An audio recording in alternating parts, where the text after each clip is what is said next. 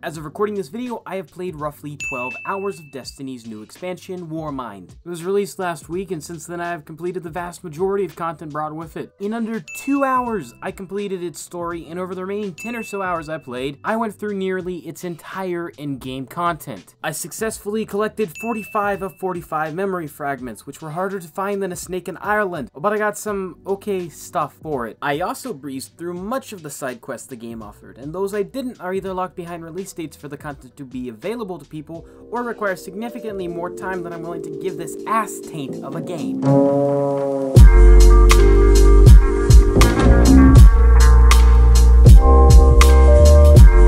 Since Destiny 2's first expansion, the game has been in trouble. Osiris presented what I assumed to be a status quo for all of Destiny 2's DLC. 1 new area to explore, 6 or 7 new levels, and 2 new strikes, which are Destiny's replayable player versus environment game mode. That is, up to 3 players fight off against a set of bosses while they traverse through tunnels and buildings to reach the final big baddie.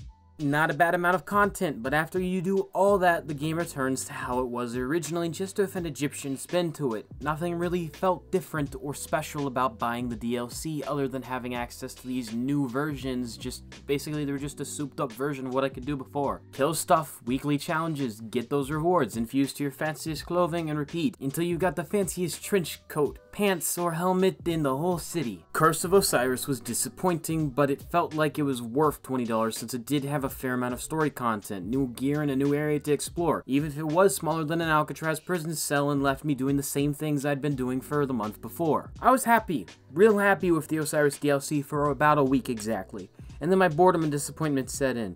I started to get tired of its mindless grinding for a higher digit, so I took a break from Destiny and focused on other games. And from that I can tell you Destiny is not the best game at all, not by a long shot. It's like Halo, but well, actually, it's like modern Halo, to be honest. It's, it's disappointing. It tries to get that, that nostalgia, but it fucks it up. The key part to take away from all this is that while this was a very disappointing expansion to a game I previously enjoyed greatly, I did get enjoyment out of it as the story gave me a good 8 hours of gameplay. Sure, it was frustrating to realize some of those levels were just strikes. No! God, please, no! No! But at such a low level, it could be soloed. But it was whatever. They gave me actual levels, a fair amount of actual levels, almost more than the prior DLC for the last game. It was water under the bridge. I didn't really give a shit. It was just a sad waste of DLC for a game that was really good. So when Warmind was officially announced, I decided to say fuck it and return to the game and stream it the day it was released. That was when I depressingly realized how much of a bigger problem what Destiny 2 had become was. Warmind is the sorriest excuse for paid content since EA decided that Star Wars Battlefront should be pay to win and locked half the content behind a paywall. I legitimately feel ripped off by buying Warmind. I'm not even over-embellishing to make the video funny or depressing or any of that shit.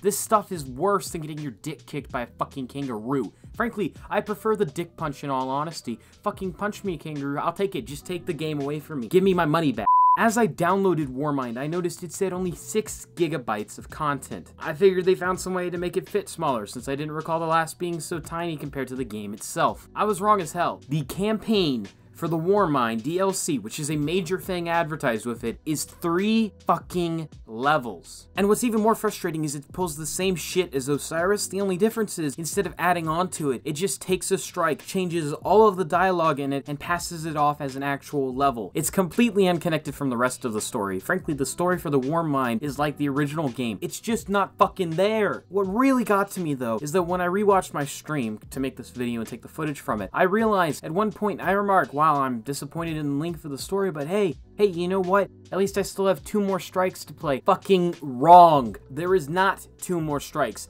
There is 1 strike, and you only get that if you have the fucking PlayStation version, because they got an exclusive strike. If you bought the Xbox version, I'm very sorry to tell you, but all you get is 3 levels and 1 strike. It is nowhere near worth $20. Compared to Osiris, it's a fucking joke. I spent the exact same amount of money for a disappointing expansion that brought me what felt like a brand new campaign, as I did something that should have been $5 if that. As I said, from a story standpoint, Warmind just doesn't fucking exist. I don't remember much of it other than I am the hero. The white monster looking things are bad. They're destroying a robot for some reason. The boss fight is against a literal giant worm, and this new character is good, quote unquote, question mark. I'm trying to think of a proper way to describe how fucking abysmal this was, but I just can't. That's how I feel about Destiny, though. I just can't handle it anymore. It's like an abusive relationship at this point. I trusted it with the final 2 expansions questions from the original game, even if it was marginally disappointing at certain points, and then Destiny 2 seemed like a brand new chapter. Something great, something unlike before. And then the betrayal of Osiris seeped in, and I had to walk away from it. But then Warmind is announced, and I come back running only to get robbed and left wondering why I trusted them in the first place. Saying this is the death of Destiny is a generous statement. Bungie faced a massive player exodus after the Curse of Osiris, and while I'm betting most of those people, like me, return to this game, even more will now leave, and even fewer will return for whatever joke they pull out of their bag of tricks next. I'm betting the next one will just be Destiny 2. The just give us your fucking wallet, man expansion. Can't wait. I'm so hyped.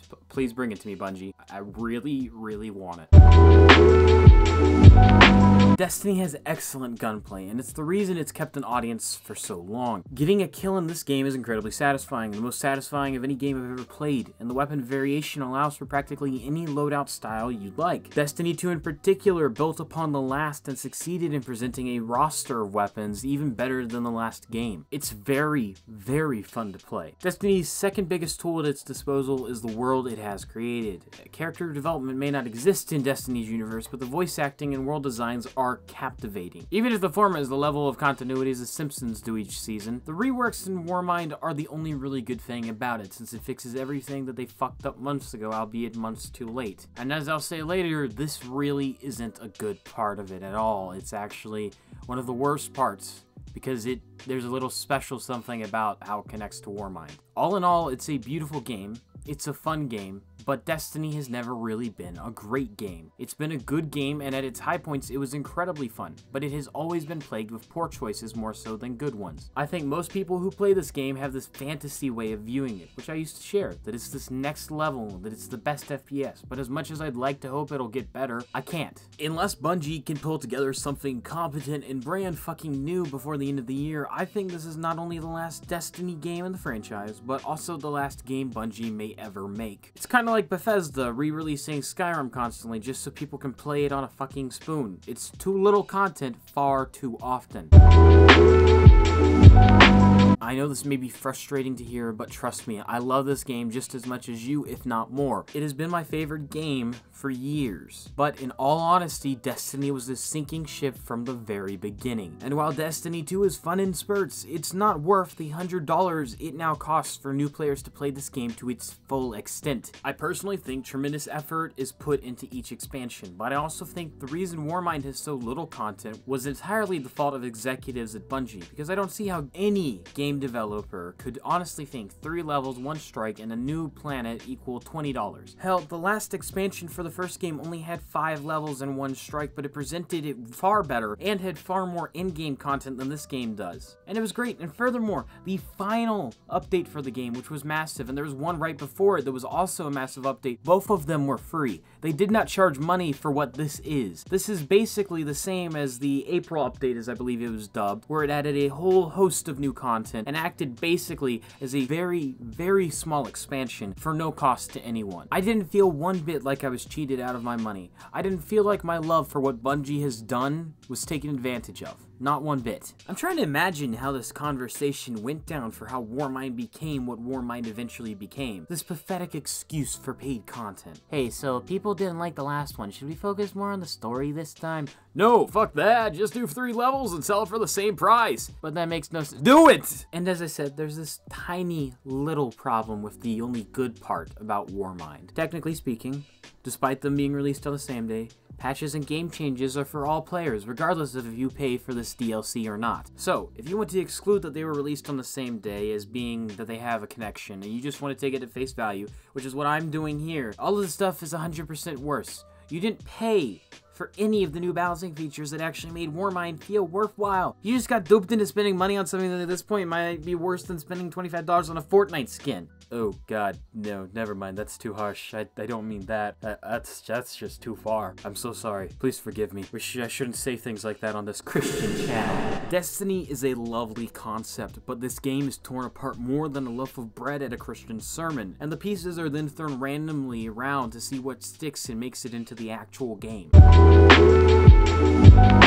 Bungie has maybe one more shot, but but considering the next possible time they could even release another expansion is until September, I think sending out invitations to the funeral might be a better decision and be a better use of funds. I have no idea how they can fix this realistically. They have the time to do it. If they market it properly, they can, but I feel like nobody over there, other than the game developers, actually want to make a good game out of Destiny. I desperately want this game to be good. I want it so bad. I want it to be the thing I want to play all the time. I want it to be something it never will. So, if you like Destiny like me, you've probably already bought the expansion, in which case, may I wish my dearest condolences to your wallet. And if you haven't yet, I'd urge you strongly to consider buying a different game with your money, like Overwatch maybe. Warmind killed Destiny while it struggled back up after being hit in the back of the head by Osiris. The funeral will be this September. Yeah, so that's it.